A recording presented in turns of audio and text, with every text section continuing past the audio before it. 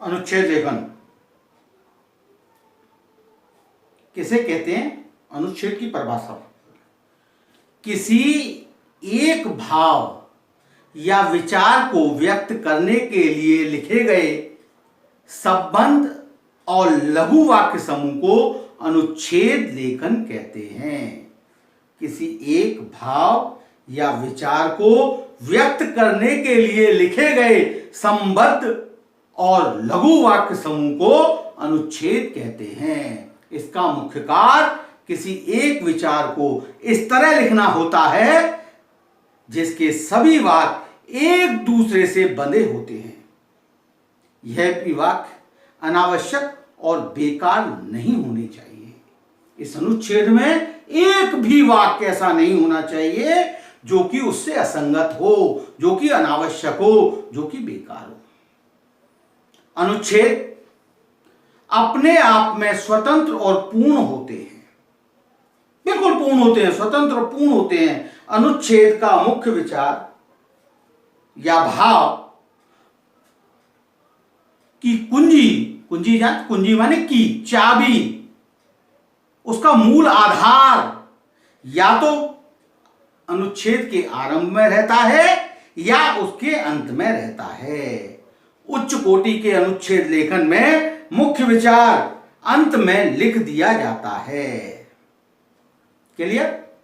अब अनुच्छेद लेखन की प्रमुख विशेषताएं देखिए। नंबर 1, अनुच्छेद किसी एक भाव या विचार या तथ्य को एक बार एक ही स्थान पर व्यक्त करता है, एक ही पैराग्राफ में व्यक्त करता है। इसमें अन्य विचार नहीं रहते। अनुच्छेद के वाक्य समूह, नंबर 2, अनुच्छेद के वाक्य समूह में उद्देश्य की एकता रहती है। उद्देश्य की एकता रहती है। अप्रासंगिक बातों को उसमें हटा दिया जाता है, नहीं लिया जाता। सिर्फ प्रासंगिक बातें ही उस अनुच्छेद में लिए जाते हैं। नंबर 3, अनुच्छेद के सभी वाक्य एक दूसरे से गठित और संबद्ध होते हैं, जुड़े हुए होते हैं। नंबर 4, अनुच्छेद एक स्वतंत्र और पूर्ण रचना है जिसका कोई भी वाक्य अनावश्यक नहीं होता। नंबर 5, उच्च कोटि के अनुच्छेद लेखन में विचारों को इस क्रम से रखा जाता है कि उसका आरंभ, मध्य और अंत आसानी से व्यक्त हो जाए।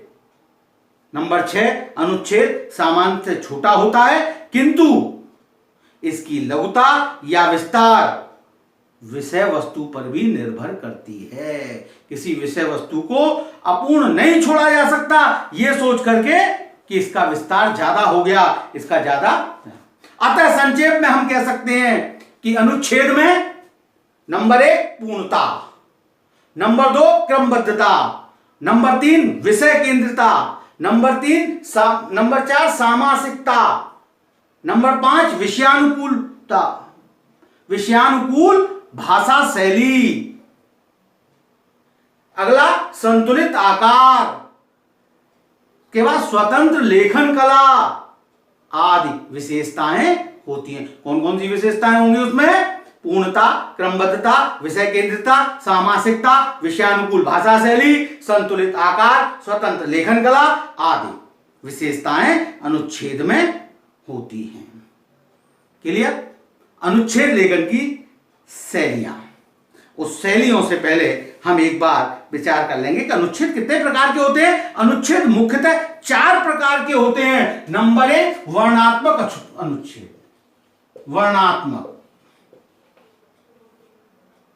वर्णात्मक अनुच्छेद। नंबर 2 विचारात्मक अनुच्छेद, विचारात्मक अनुच्छेद। नंबर 3 कल्पनात्मक अनुच्छेद, कल्पना के आधार पर कल्पनात्मक अनुच्छेद। और नंबर चौथा होता है भावात्मक अनुच्छेद, भावात्मक अनुच्छेद। ये 4 प्रकार के अनुच्छेद बताए गए हैं। ये 4 प्रकार के अनुच्छेद होते हैं। उन अनुच्छेदों की शैलियां भी होगी, हर एक की अलग अलग शैली होती है। निबंध की अपनी अलग शैली होती है, अनुच्छेद लिखने की अलग शैली होती है, नाटक की अलग होती है, कहानी की अलग होती है, कविता की अलग होती है। भाषा तथा साहित्य को जोड़ने वाली संकल्पना को शैली कहा जाता है। शैली किसे कहते हैं? भाषा तथा साहित्य को जोड़ने वाली संकल्पना को शैली कहा जाता है। भाषा की प्रयुक्ति विशेष तथा प्रयोक्ता के विशेष के अनुसार भाषा में जो विभिन्नताएं दिखाई देती हैं, भाषा की प्रयुक्ति विशेष यानी प्रयोग करने की विशेषता तथा प्रयोक्ता विशेष। प्रयोक्ता जो जो उसको समझने वाला है, जो उसको प्रयोग करने वाला, एक तो प्रयोग करने वाला होता है भाषा को, एक तो भाषा को प्रयोग करता है और एक भाषा को समझता है। उस समझने वाले के अनुसार भाषा में जो विभिन्नताएं दिखाई देती हैं, इन्हें भाषा की शैलियां कहा जाता है। अनुच्छेद लेखन में प्राय इन शैलियों का प्रयोग होता है। नंबर 1 भावात्मक शैली का, नंबर 2 समास शैली का, नंबर 3 व्यंग्य शैली का, नंबर 4 तरंग शैली का, नंबर 5 चित्र शैली का और नंबर 6 व्यास शैली। भावात्मक माने भाव। समास शैली बड़े बड़े शब्दों को छोटे छोटे शब्दों में प्रयोग करके, व्यंग्य शैली व्यंग्यात्मक लहजे में, कहीं पे निगाहें कहीं पे निशाना, किसी बात को किसी आक्षेप के रूप में कहना। तरंग शैली जो आनंदित दे, ये फीचर का एक रूप है इसको। चित्र शैली जो बात को इस तरह से कहना, चित्रात्मक, जैसे सामने किसी का चित्र साकार कर दिया हो। और व्यास शैली जिस प्रकार कथा की जाती है, जिस प्रकार व्यास जी बैठ करके मंच पर बैठ करके कहानी कथाओं का वर्णन करते हैं, उस शैली में अनुच्छेद। इनके अलावा वर्णनात्मक, विचारात्मक, विवरणात्मक, सामान्य बोलचाली शैली का प्रयोग भी किया जा सकता है। अपनी रुचि और विषय के अनुसार शैली के प्रयोग से अनुच्छेद में सजीवता आ जाती है। जैसा विषय है, जैसी रुचि है, उसके अनुसार अगर हम शैली का प्रयोग करते हैं तो वो अनुच्छेद सजीव हो जाता है। अब अनुच्छेद लिखते समय कुछ बातें हैं जिनका हमें ध्यान रखना होगा। नंबर 1, अनुच्छेद लिखने से पहले रूपरेखा, संकेत बिंदु आदि बना लेने चाहिए। और जहां पहले से ही रूपरेखा और संकेत बिंदु आदि दिए हो, वहां अनुच्छेद लेखन उसी रूपरेखा तथा संकेत बिंदु के आधार पर करना चाहिए। अनुच्छेद लिखने का सरलतम तरीका बिंदुओं के आधार पर अनुच्छेद लिखना। अनुच्छेद में शब्द सीमा सीमित होती है, जिसके कारण हमें अनुच्छेद संक्षेप में लिखना होता है। अतः अनुच्छेद के विषय किसी एक पक्ष का वर्णन करना चाहिए। कई बार किसी विषय के 2 पक्ष होते हैं, उसका पक्ष और विपक्ष। या तो हमें किसी चीज के पक्ष में अपने विचार रखने हैं या विपक्ष में, दोनों में विचार रखेंगे तो वो अनुच्छेद विस्तृत हो जाएगा, एक निबंध का रूप ले जाएगा। हमें सिर्फ एक पक्ष में उनका वर्णन करना है, एक ही पक्ष के विचार रखने हैं। नंबर 3, भाषा सरल, स्पष्ट और प्रभावशाली होनी चाहिए ताकि अनुच्छेद पढ़ने वाले को प्रभावित कर सके। नंबर 4, एक बात को बार बार नहीं दोहराना चाहिए, क्योंकि एक बात को बार बार दोहराने से अनुच्छेद के लिए दी गई जो निर्धारित शब्दावली है उसका विस्तार हो जाता है। अनुच्छेद उस निश्चित शब्द सीमा के अंदर पूरा नहीं होगा और पढ़ने वाले तक अपूर्ण संदेश जाएगा।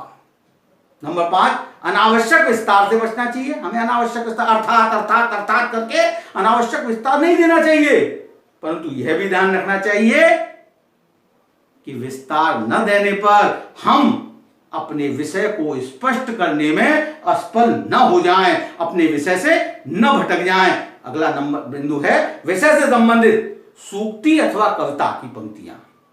विषय से संबंधित सूक्तियां एवं कविता की पंक्तियां का प्रयोग भी उस अनुच्छेद में किया जा सकता है, जिससे कि वो अनुच्छेद और अधिक प्रभावशाली व रोचक हो जाता है। अनुच्छेद के अंत में निष्कर्ष समझ में आ जाना चाहिए। पढ़ने वाले के समझ में उस अनुच्छेद का निष्कर्ष समझ में आ जाना चाहिए, यानी उसका जो विषय है वो विषय पूरी तरह से व्यक्ति के समझ में आ जाना चाहिए। ये अनुच्छेद। इसके बाद अनुच्छेद के कुछ हम उदाहरण आपके सामने अनुच्छेद लेखन को अब हम कुछ उदाहरणों के माध्यम से समझने का प्रयास करते हैं।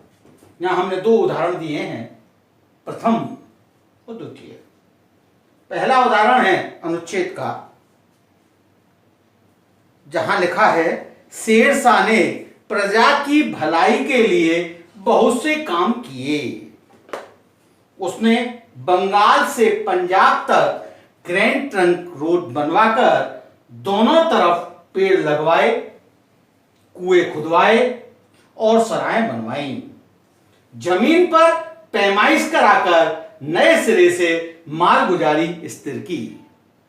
डाक पद्धति बदली और घोड़े की डाक चलाई। ये एक अनुच्छेद है। इस अनुच्छेद को अगर हम देखते हैं तो यहां पहला जो अनुच्छेद का लाइन है वो देखिए, शेरशाह ने प्रजा की भलाई के लिए बहुत से काम किए। आगे के अनुच्छेद में जो विस्तार दिया गया वो क्या काम किए? नंबर 1, बंगाल से पंजाब तक ग्रैंड ट्रंक रोड बनवाई। नंबर 2, दोनों तरफ पेड़ लगवाए। नंबर 3, कुएं खुदवाई। नंबर 4, सराय बनवाई। नंबर 5, जमीन की पैमाइश कराकर नए सिरे से मालगुजारी स्थिर की और डाक पद्धति बदली, घोड़े की डाक चलाई। ये सारे काम किसने किए? शेरशाह ने। किसके लिए किए? प्रजा। तो इस अनुच्छेद की जो कुंजी है, इस अनुच्छेद का जो मूल आधार है वो क्या है? शेरशाह ने प्रजा की भलाई के लिए बहुत से काम किए। क्लियर? ये जो है, ये वाक्य है वो समस्त विचारों की कुंजी है। इस अनुच्छेद में जितने भी विचार दिए गए हैं उनकी कुंजी क्या है कि शेरशाह ने प्रजा की भलाई के लिए बहुत से काम किए।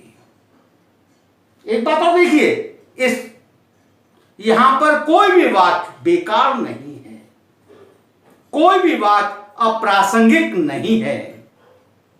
यहां पर मुख्य विचार आरंभ में आया है। क्लियर? ये हमें अनुच्छेद में ध्यान रखना है। दूसरा अनुच्छेद देखिए, संसार के बड़े बड़े कवियों ने वर्षा ऋतु की बड़ी प्रशंसा की है और इस पर अच्छी अच्छी कविताएं लिखी हैं। यह संसार को जीवन देती है, प्यासों को पानी और मां की तरह मनुष्य का लालन पालन करती है, अतः वर्षा ऋतुओं की रानी है। इस अनुच्छेद को हम ध्यान से देखते हैं। ठीक, तो इसको हम अगर इस तरह लिखें तो कि वर्षा ऋतुओं की रानी है, इसलिए संसार के बड़े बड़े कवियों ने वर्षा ऋतु की बड़ी प्रशंसा की है और इस पर अच्छी अच्छी कविताएं लिखी हैं। यह संसार को जीवन देती है, प्यासों को पानी और मां की तरह मनुष्य का लालन पालन करती है। कौन करती है? वर्षा। तो यहां पर इस पूरे पैराग्राफ के, पूरे अनुच्छेद के विचार किस पर निर्भर है? वर्षा ऋतुओं की रानी है, इस पर निर्भर है। अगर यहां का मुख्य विचार क्या है कि वर्षा ऋतुओं की रानी है, ये इस अनुच्छेद की कुंजी है। इस अनुच्छेद के सारे विचार इसके चारों तरफ घूम रहे हैं। यहां पर भी, इसमें भी अगर हम देखें तो कोई भी वाक्य अप्रासंगिक नहीं है, कोई भी वाक्य बेकार नहीं है। क्लियर? एक बात और, लंबे अवतरण में अनेक विचार या भाव समाये रहते हैं। जब लंबे अवतरण का अनुच्छेद लिखना हो तो उसके अनेक खंड हो सकते हैं, उसको अनेक खंडों में हम लिख सकते हैं। ऐसी स्थिति में हमें अनुच्छेद को खंड में बांट करके लिखना चाहिए। ठीक, आज अपना ही, आज का दिन शुभ मंगल में हो। Thank you very much.